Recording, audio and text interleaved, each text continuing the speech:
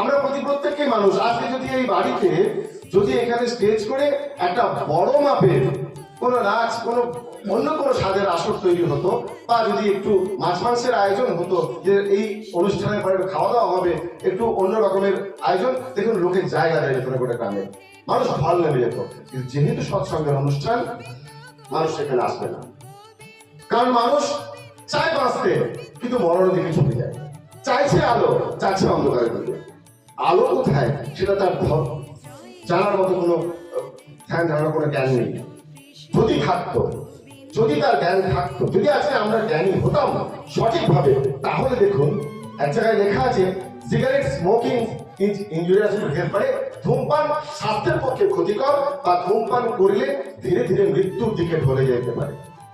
সেখানে সেই সাইনবোর্ডটায় বা সেই নোটিশটাতে নিচে একটা লেখা রয়েছে যে আমি তো ধীরে ধীরেই মরতে চাই, তাই আমি ধূমপান করি। তবে একটা সতর্কীকরণ নোটিশ যে ধূমপান করলে ধীরে ধীরে মৃত্যুর দিকে ঢলে যেতে পারে। নিচে একজন হাতে লিখে দিয়েছে যে আমি তো ধীরে ধীরেই মরতে চাই, তাই ধূমপান ছাড়তে চাই না, ইত্যাদি ইত্যাদি।